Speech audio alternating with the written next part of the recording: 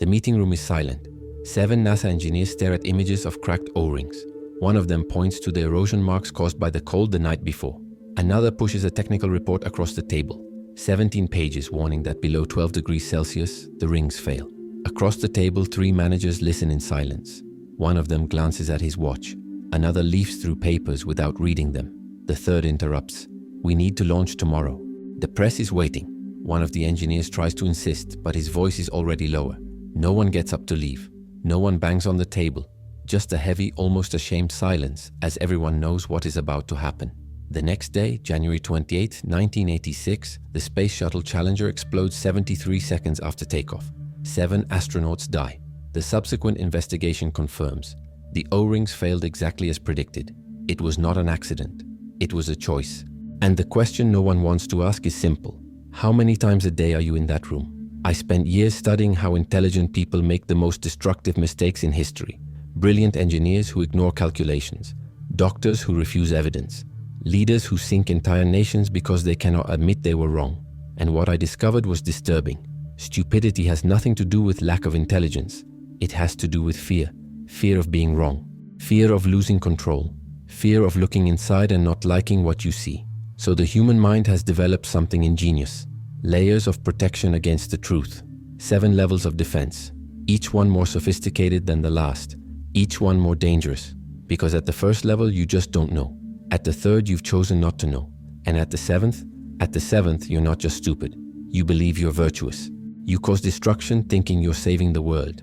And here's the part no one wants to hear. We're all at one of these levels right now. About something. In some area of life. It could be a relationship you refuse to see clearly. It could be a political belief you've never really questioned. It could be the way you raise your children, spend your money, or treat your own body. Something. Always something. Because the truth about stupidity is that it's not a defect. It's a strategy. A sophisticated form of psychological protection. And the smarter you are, the more elaborate your defenses. The more cultured, the more convincing your arguments. The more confident, the more blind you are. Socrates realized this 2,400 years ago when he said that the only thing he knew was that he knew nothing. He wasn't being humble. He was being precise. Because stupidity begins the moment you think you know enough. The second you stop doubting, you stop thinking. And the second you stop thinking, you enter the map. The question isn't whether you're on the map. It's what level you're on. And whether you'll realize it before it's too late. Everyone starts here. It's inevitable. You're born without knowing that fire burns, that words hurt, that decisions have consequences. A 3-year-old who breaks a vase isn't stupid. She hasn't yet learned about gravity, fragility, caution. This is the level of passive ignorance. Pure and simple. You don't know because you haven't had the chance to know yet. And there's nothing wrong with that. Socrates built an entire philosophy around this idea. He walked the streets of Athens asking questions of important people, politicians, merchants, teachers, and discovered something disturbing. The more respected someone was, the more convinced they were that they knew everything. And the more convinced they were, the less they actually knew. So Socrates developed his famous phrase, "I know that I know nothing." It wasn't modesty. It was a strategy for intellectual survival, because he realized that the biggest obstacle to knowledge is not ignorance. It's the illusion that you already know. Passive ignorance is forgivable. It's natural. It's the default state of every human being when faced with something new. You are not born knowing how to program, cook, love, or negotiate. You learn. And until you learn, you are in a neutral void, without guilt, without shame. Bertrand Russell, one of the most rigorous philosophers of the 20th century, made this clear. Men are born ignorant, not stupid. It is education that makes them stupid. In other words, ignorance is not the problem. The problem is what we do with it. But here's the trap that most people don't realize. Passive ignorance only remains harmless if you recognize it. If you admit that you don't know. If you are open to learning. The danger begins when you become too comfortable in your ignorance. When you stop asking questions. When you stop searching. When you accept the ready-made answers you are given and never question whether they make sense. Think about how many things you believe simply because someone once told you. How many opinions you defend without ever having checked the source. How many decisions you make based on guesswork that you never stopped to investigate. A health myth you heard in childhood and carry with you to this day. A belief about money that your parents repeated without thinking and that now governs your financial life. An idea about relationships that you absorb from movies, soap operas, songs, and that you never confronted with reality. Passive ignorance becomes dangerous when it becomes chosen ignorance. When you could know but don't want to bother finding out. when information is available, but you prefer the comfort of your simplified version of the world, because seeking the truth requires effort. It requires humility. It requires accepting that you may have been wrong your whole life, and modern society has made this even easier. Algorithms show you only what you already agree with. Social networks create bubbles where everyone thinks alike. News is summarized in headlines that you read in 3 seconds without context, without nuance, without depth. You can spend your whole life believing you are informed when in fact you are only reaffirmed, confirmed, protected from the real complexity of the world. And here lies one of the greatest dangers of this level, the false sense of neutrality. Because passive ignorance seems harmless. It seems like you're just letting life happen. You're not taking sides, you're not causing trouble, you're just living. But not making a decision is already a decision. Not seeking knowledge about something important is already a stance, and that stance has consequences. Imagine a father who never studied anything about emotional education, child development, or nonviolent communication. He is not malicious. He simply replicates what he has experienced. And when his son grows up with trauma, with difficulties expressing feelings, with destructive relationship patterns, the father looks back and says, "I didn't know." And it's true, he didn't know, but he also never wanted to know. He never sought it out. He never questioned whether there was a better way. Or think of someone who never understood anything about personal finance, who never read a book about investing, compound interest, or planning. That person isn't stupid. They just never prioritized learning. And at 50, they realize they've worked their whole life and have nothing, that they're stuck in debt, that they have no freedom. And the phrase is always the same: "No one taught me." And again, it's true. But the information was always there, available, accessible.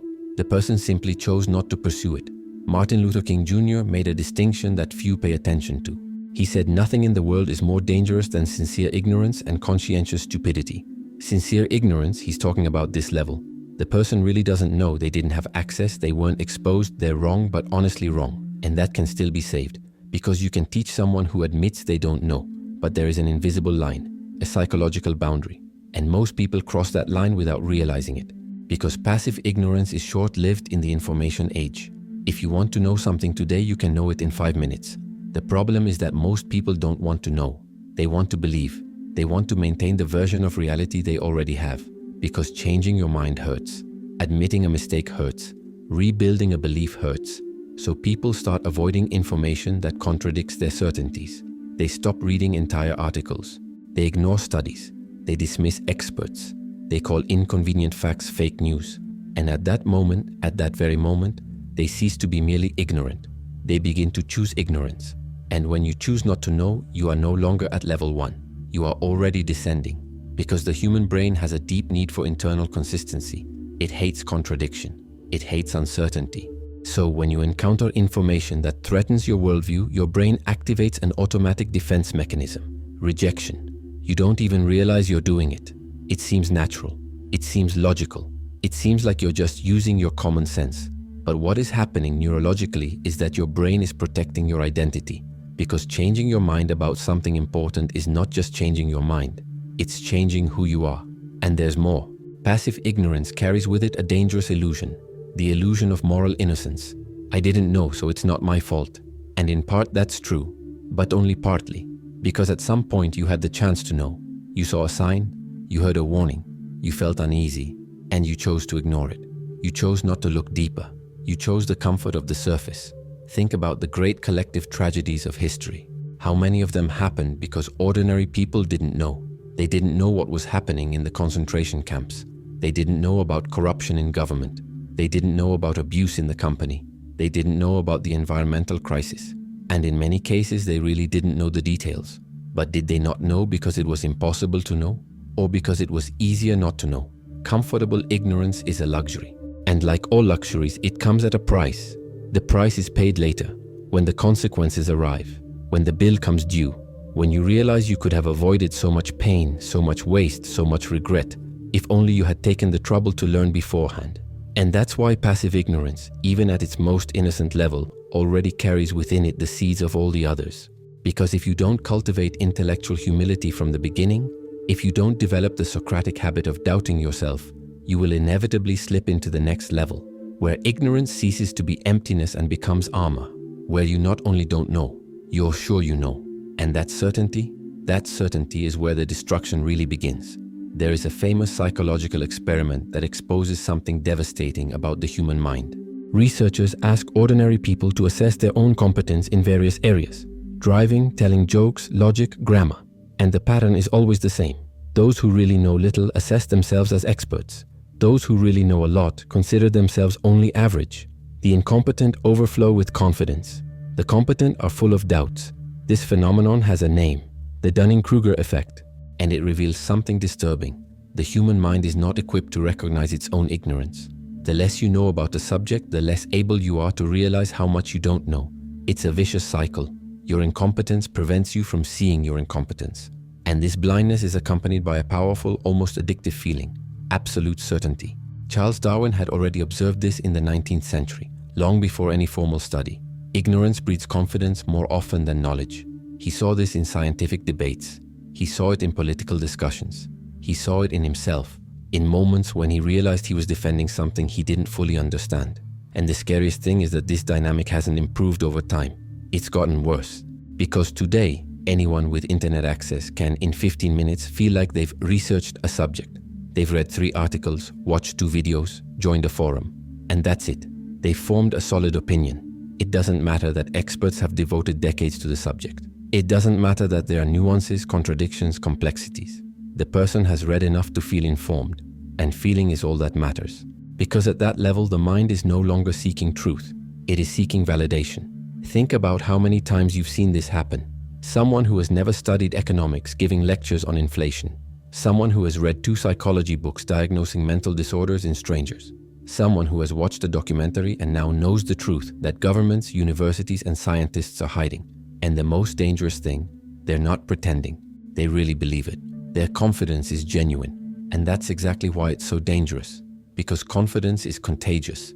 When someone speaks with conviction, people around them tend to believe them, even if what they're saying is absurd.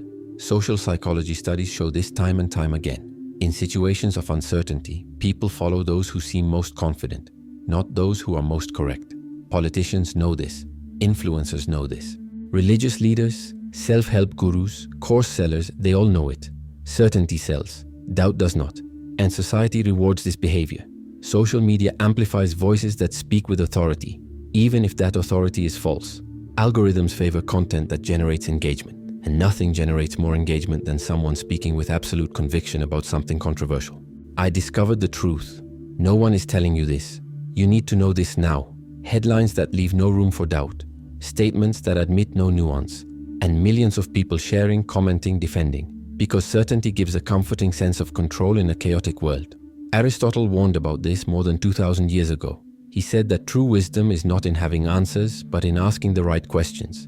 And that the greatest sign of a mediocre mind is the inability to tolerate complexity. A sophisticated mind can hold 2 contradictory ideas at the same time and examine both honestly. A shallow mind needs simple certainties. It needs clear villains, obvious heroes, definitive answers. Because ambiguity is uncomfortable, and the brain will do anything to avoid discomfort. So what happens when someone confronts a person at this level?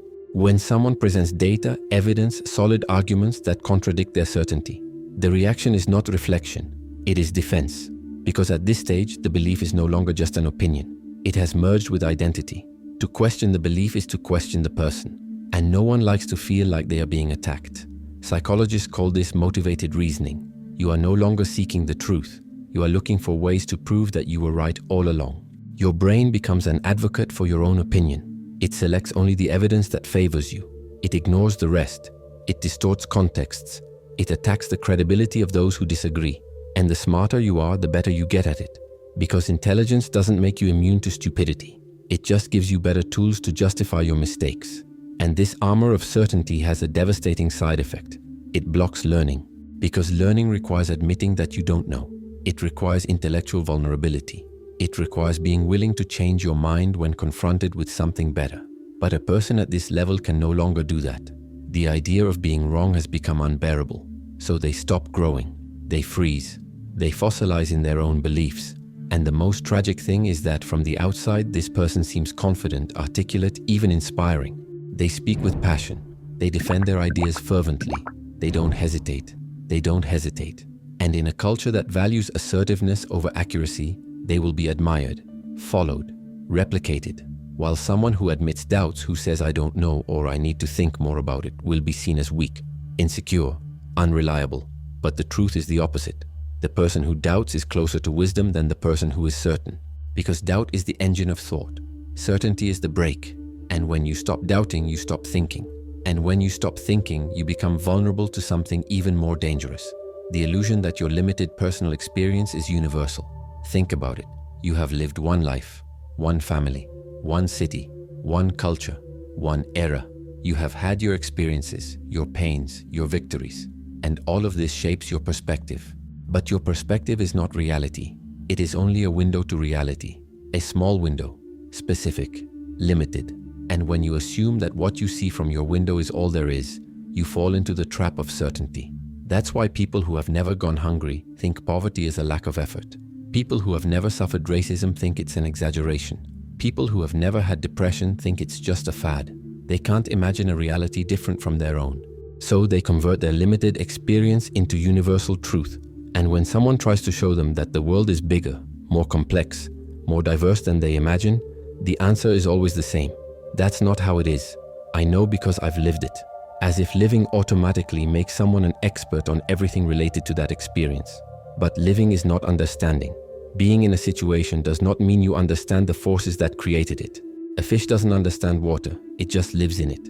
And you may have spent your entire life within a system, a dynamic, a pattern, and never realized how it works.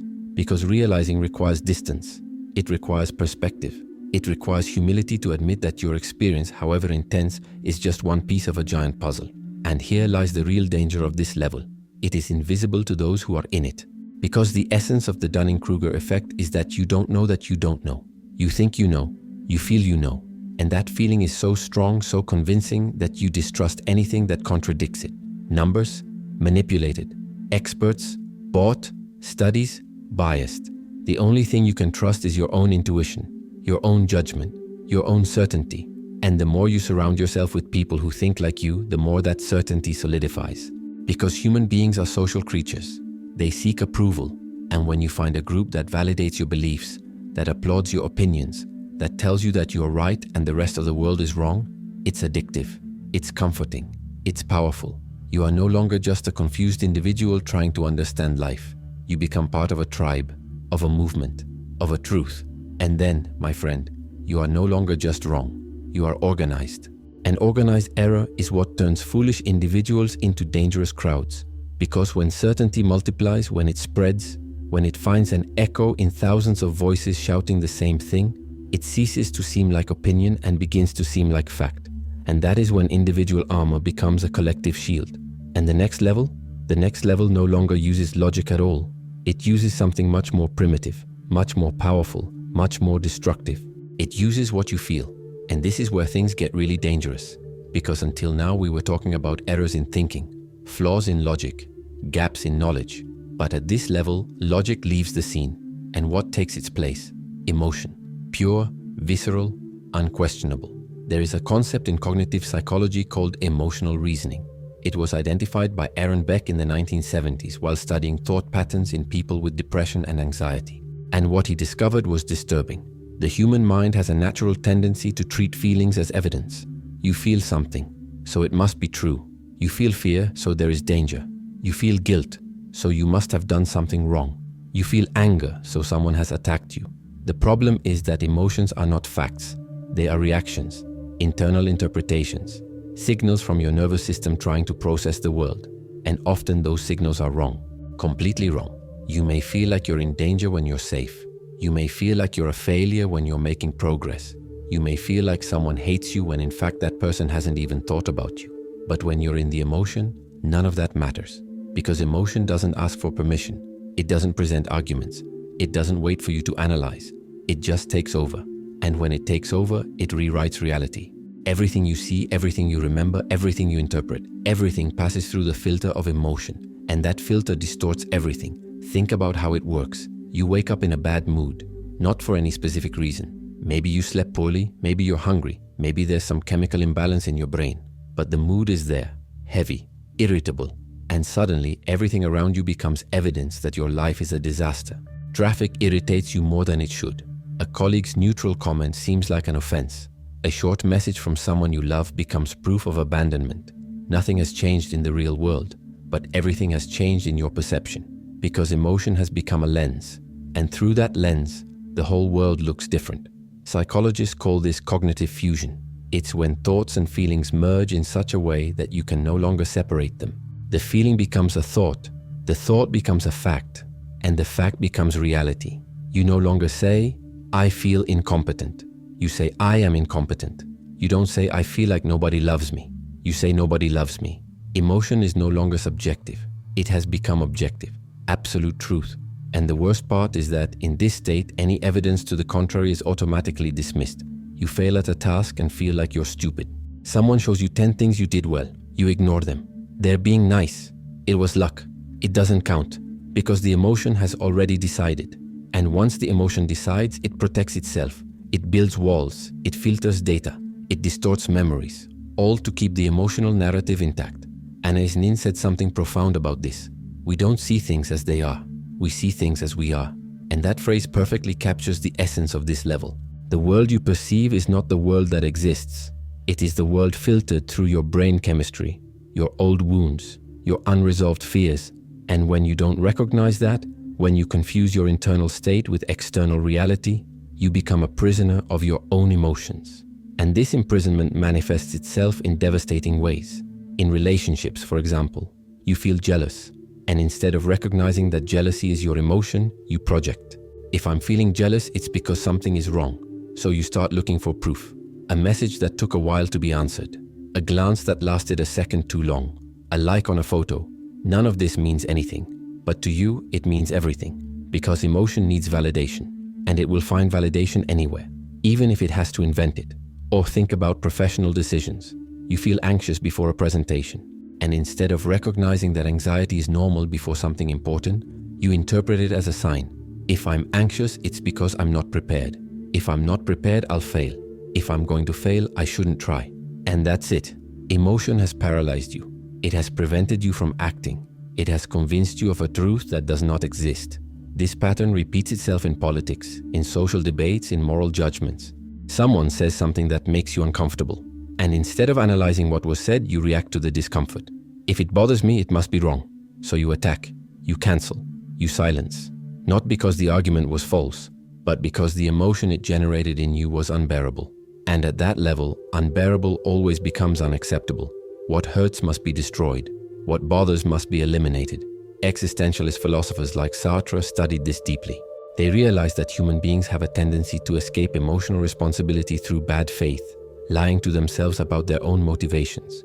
You don't want to admit that you're afraid, so you turn fear into moral certainty. It's not that I'm afraid of change. It's that change is wrong. It's not that I feel threatened. It's that they are a threat. Emotion dresses itself up as logic.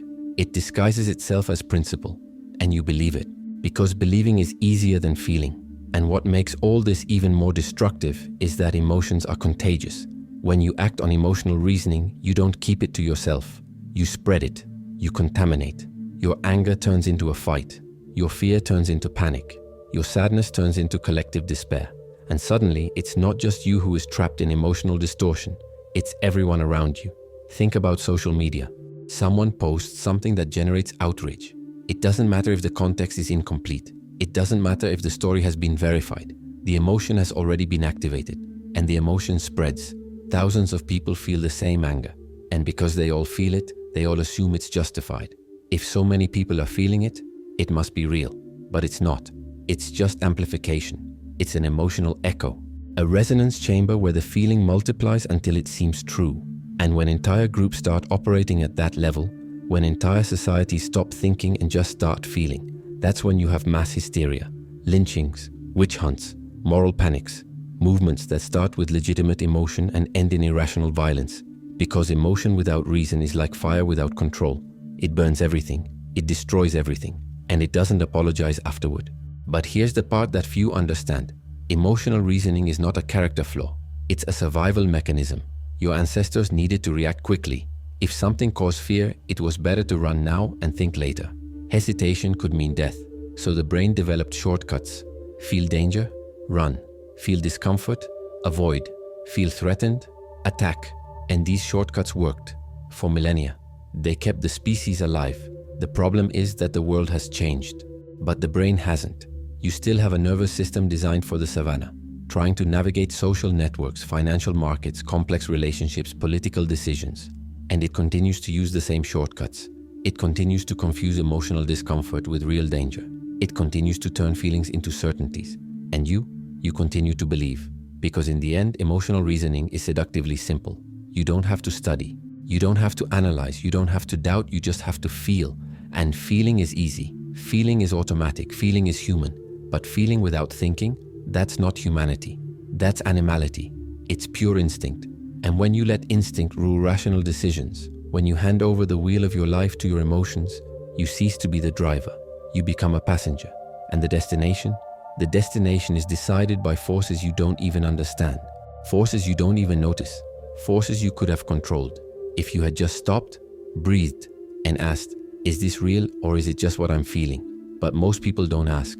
Most people don't want to ask, because asking means doubting. And doubting your own emotions feels like betrayal. It feels like weakness. It feels like denying your own experience. So people choose to believe. And in believing, they cross another line. Because the next level isn't about feeling too much. It's about not wanting to feel anything. It's about closing your eyes and choosing darkness. There is a kind of stupidity that is different from all others. It's not innocent like not knowing. It's not arrogant like being sure. It's not impulsive like acting on emotion. It's calculated, deliberate, conscious.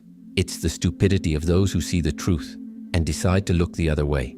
Margaret Heffernan, an organizational researcher, studied this phenomenon for years, and she coined a term for it, willful blindness. And she discovered something frightening. Most human disasters, financial collapses, corporate scandals, environmental crises, even genocides, don't happen because no one knew. They happen because everyone knew and chose not to see. She recounts real cases. Enron, the energy giant that imploded in 2001. Hundreds of employees knew the numbers were fraudulent. Auditors knew. Executives knew. Financial analysts were suspicious. But no one spoke up. No one took action. Why? Because speaking up meant risking their jobs. It meant being the troublemaker. It meant losing bonuses, prestige, security. So everyone pretended not to see, until thousands of people lost their life savings overnight. Or the Challenger case, which opened this video. The engineers didn't just suspect there was a problem, they were sure. They held meetings, they presented data, they explicitly warned, and the managers listened. They read the reports, they saw the images, and they chose to launch anyway. Because postponing meant disappointing the press. It meant losing political momentum. It meant admitting weakness, so they preferred to risk 7 lives rather than risk their reputation. This is the pattern. And it repeats itself in all spheres of life. The father who realizes his son is being bullied but doesn't want to cause trouble at school. The doctor who sees signs of abuse in a patient but doesn't report it because it's none of my business. The employee who witnesses harassment but remains silent because I need the job. The person who feels a strange lump on their body but postpones the exam because they are afraid of the diagnosis. In all these cases, the information is there, available, clear, but it is unbearable. So the mind does something ingenious. It activates a filter, a veil, an internal curtain that blocks what you don't want to see. And the most impressive thing is that this happens almost automatically. You don't make a conscious decision to ignore it. You simply don't see it. Your brain edits reality before it even reaches your consciousness. Psychologists call this defensive suppression. It's a protective mechanism of the ego, because some truths are too threatening. They threaten your identity. They threaten your security. They threaten your sense of control. So your brain decides for you, better not to look. And you don't look. You convince yourself that you're being rational, cautious, realistic, when in fact you're just afraid. Jean-Paul Sartre called this bad faith, the human ability to lie to yourself knowing that you're lying. You know you're avoiding something, but at the same time you convince yourself that you're not. You know there's a problem in your relationship, but you tell yourself, it's okay, it's just a phase. You know your job is destroying you, but you repeat, I need to pay the bills, I have no choice.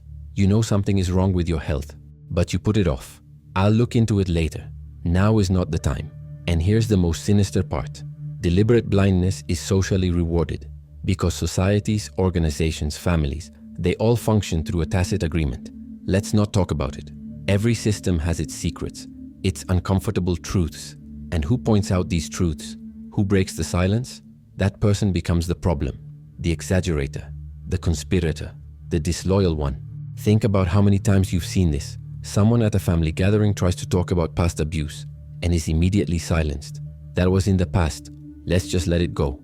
An employee tries to report an illegal scheme at the company and is fired for not fitting in with the culture. A child tries to tell their mother that their stepfather scares them and hears, "Don't talk about your father like that. He loves you." The message is always the same. The truth is dangerous. The truth destabilizes. The truth demands action, and action demands change, and change hurts. So it's better not to see. It's better not to know.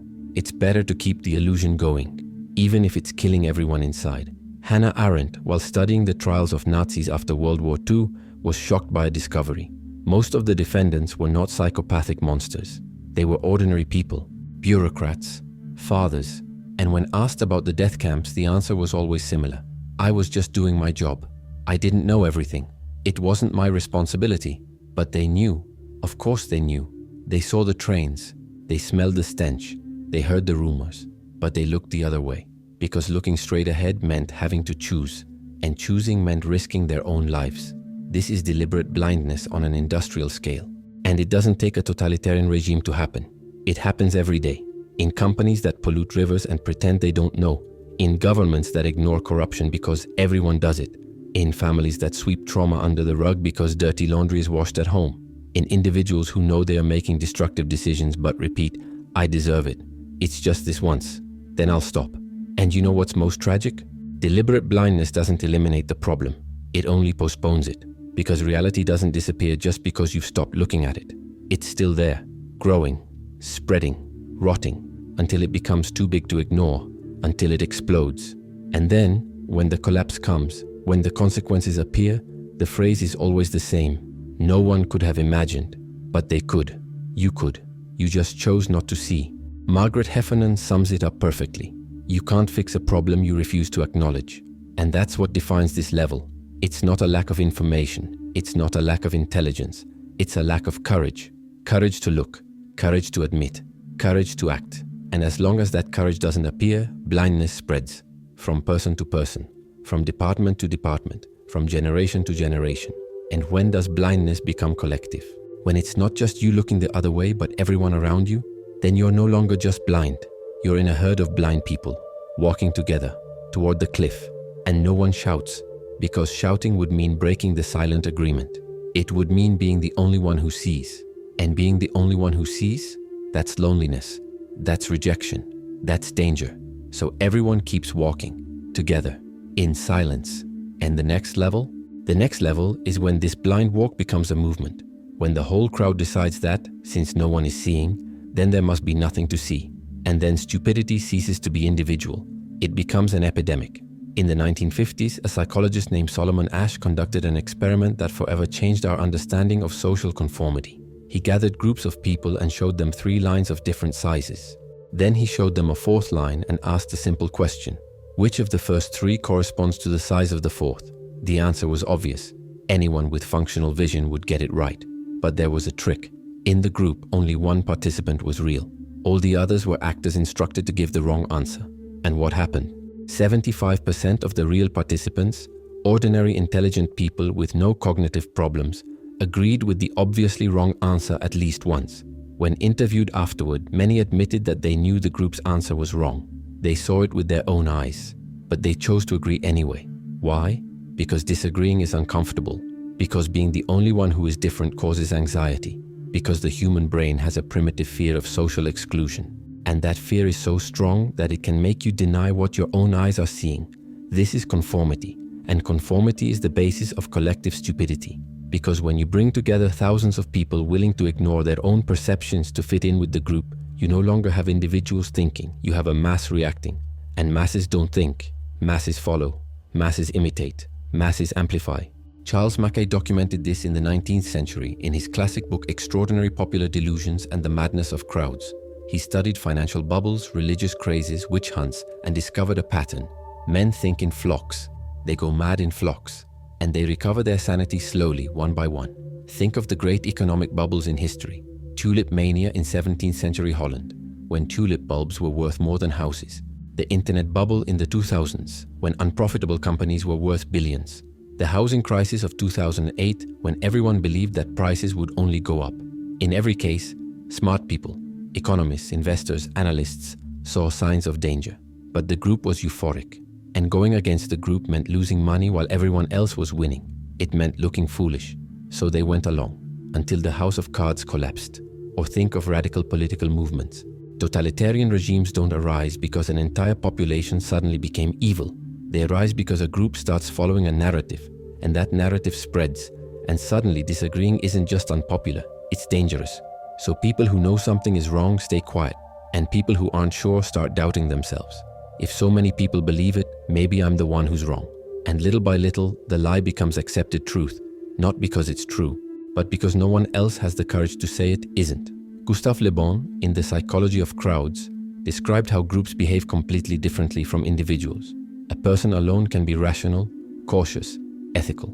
But put that same person in a crowd, and something changes. Individual responsibility is diluted. Anonymity creates disinhibition. The emotion of the group is contagious. And suddenly, that person is doing things they would never do alone. Shouting things they don't believe. Attacking people they don't know. This explains lynchings. It explains riots. It explains how ordinary people turn into violent mobs, not because they are evil, but because the group has created a temporary alternative reality. And within that reality, violence seems justified. It seems necessary. It seems right.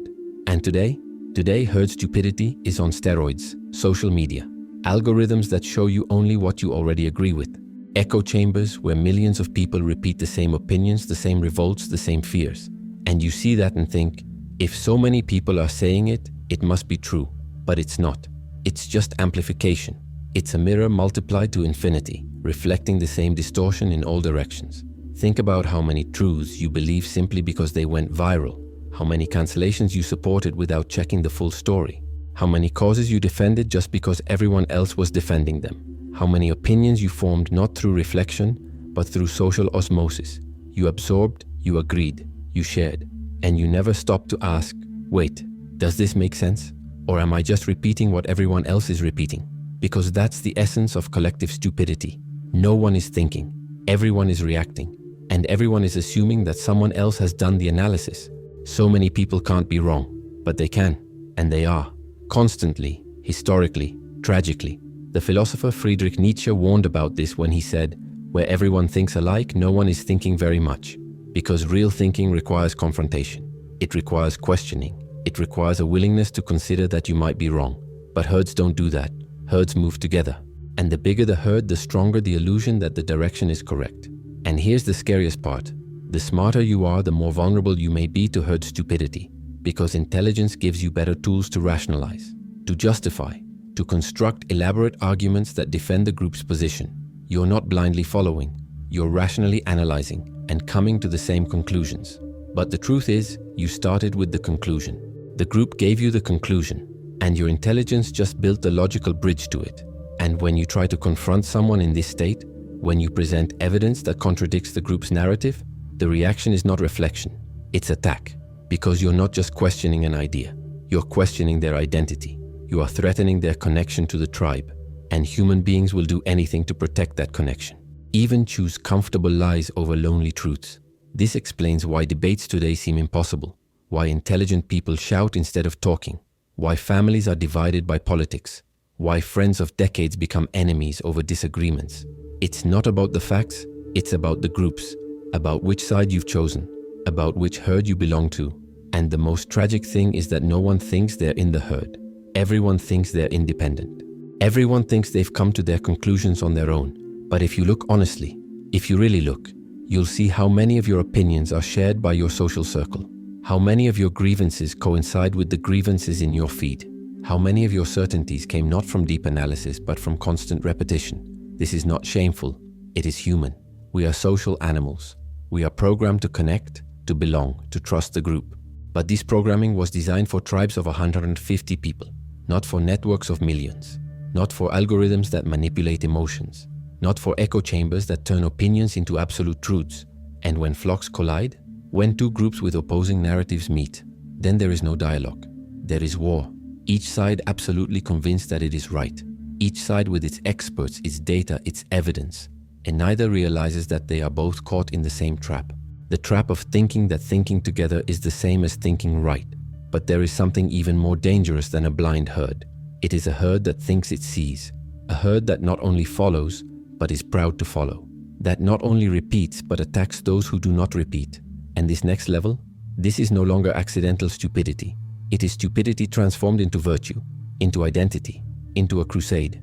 And now we have reached the point where stupidity ceases to be a mistake and becomes identity, where not knowing is no longer a flaw, it is a badge of honor, where ignorance does not generate shame, it generates pride. This is the level of intellectual arrogance. And this is where it becomes almost impossible to reverse, because all the previous levels still allowed for some correction. You could learn if you didn't know. You could doubt if you were too sure. You could recognize if you were being guided by emotion. You could open your eyes if you were avoiding seeing. You could leave the herd if you realized you were in it. But at this level, the person has built a fortress. And that fortress has a name: conviction. Conviction so solid, so armored, so rooted in identity that any attempt to question it is seen not as an invitation to dialogue, but as a personal attack. Erasmus of Rotterdam realized this in the 16th century when he wrote The Praise of Folly. He satirized the intellectuals of the time who wore their academic robes and spoke in flowery Latin, believing that the more incomprehensible their speech, the wiser they seemed. It didn't matter if they were wrong. What mattered was that they sounded right. And when someone dared to question them, the response was always the same: disdain. You don't understand because you haven't studied enough, because you don't have the knowledge that I have, because you're not on my level. And the structure is always the same: elevating oneself, diminishing the other. I've thought about this more than you can imagine.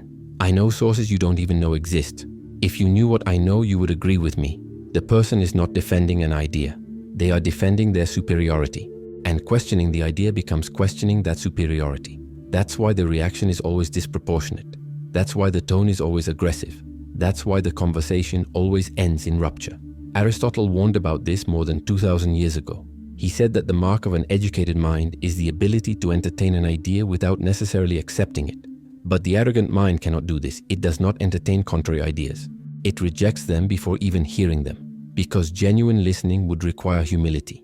And humility, for those who have built their entire identity around knowing more, is an existential threat. Think about how many times you've seen this. The expert who refuses to consider any view outside their area. The politician who never admits a mistake.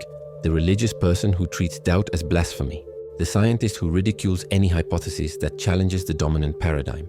The artist who calls anyone who doesn't appreciate their work ignorant. The teacher who humiliates the student who dares to disagree.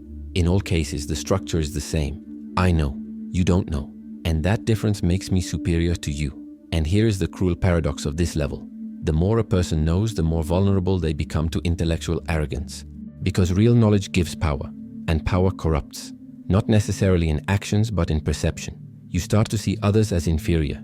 You start to lose patience with those who still don't get it. You start to feel that your time is wasted explaining the obvious to less developed minds. And little by little, you stop explaining. You stop talking. You stop listening. Nietzsche said something devastating about this. Convictions are prisons. And he wasn't talking about wrong convictions. He was talking about any conviction that is too rigid.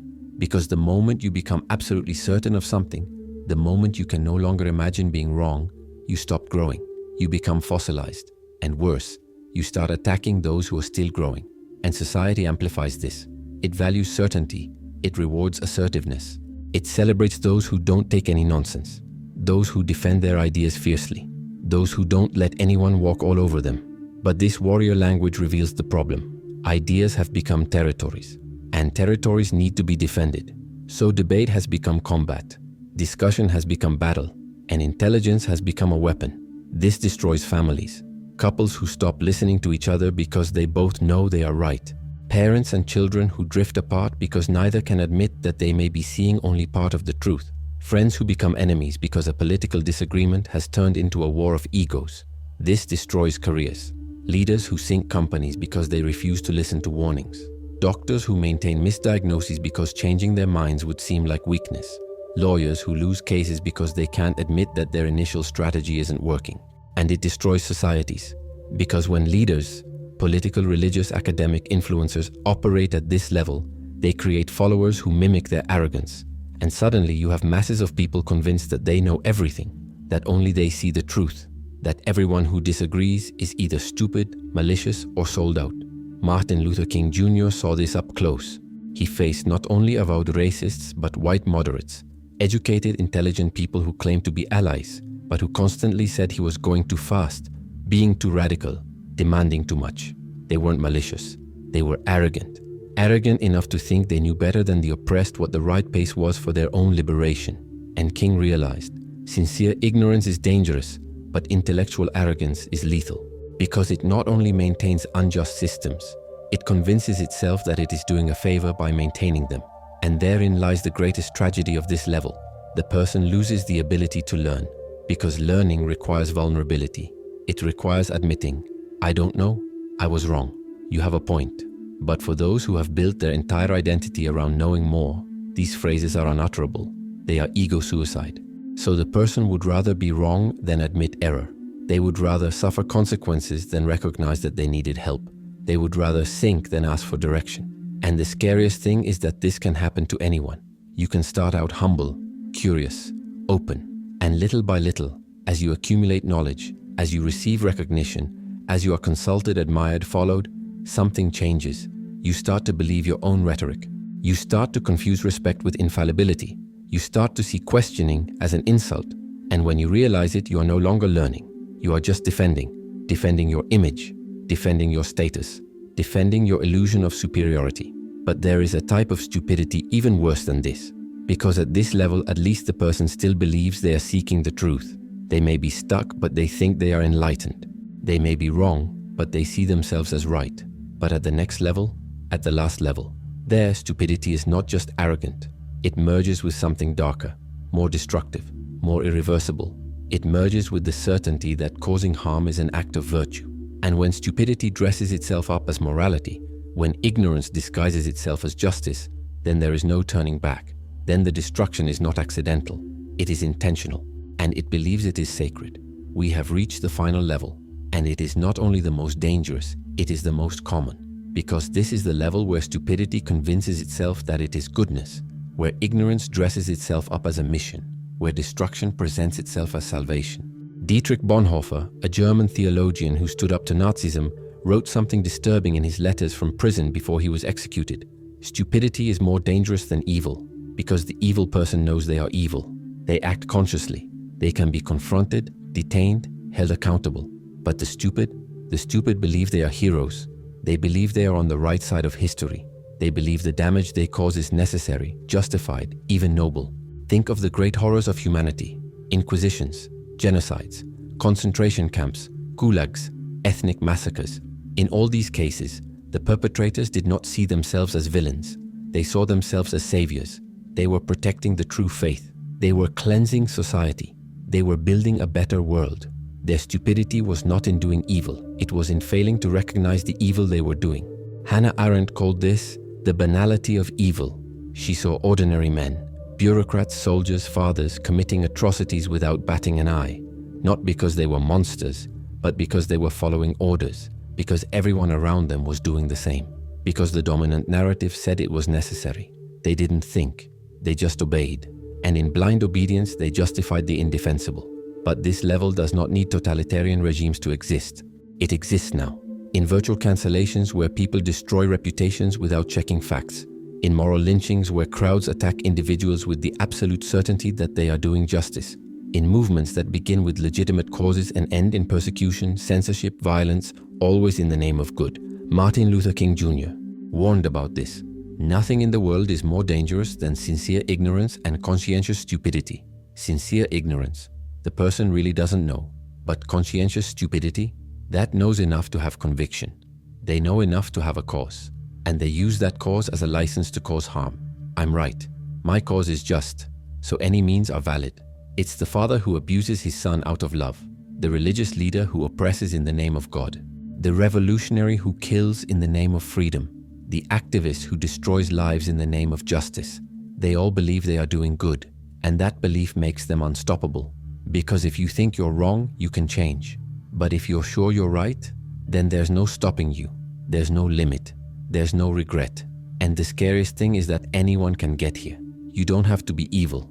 You just have to be absolutely sure you're on the right side. You just have to dehumanize those who disagree.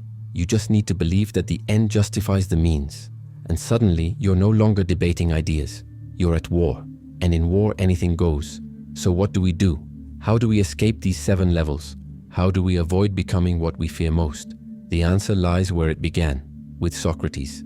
I know that I know nothing, not as false modesty, but as a daily practice, as a constant reminder, as a shield against arrogance. You need to doubt yourself, constantly, not in a paralyzing way, but in a liberating way. Ask, what if I'm wrong? What if there's something I'm not seeing? What if my certainty is just fear in disguise? You need to actively seek out voices that disagree with you, not to ridicule them, but to understand them. Because if you only listen to those who agree with you, you are creating a prison. And prisons seem safe until you realize you can no longer leave. You need to separate your identity from your beliefs. Because when being right becomes who you are, you lose the ability to change your mind. And losing the ability to change your mind is losing the ability to grow. You need to practice intellectual humility. Not the false humility of someone who diminishes themselves, but the real humility of someone who recognizes the universe is vast, I am small, and that is liberating. And above all, you need to remember, no one is immune. It doesn't matter how smart you are. It doesn't matter how many degrees you have. It doesn't matter how many books you've read. You can at any moment slip back into any of these levels. The difference between wisdom and stupidity is not never making mistakes. It is recognizing when you have made a mistake.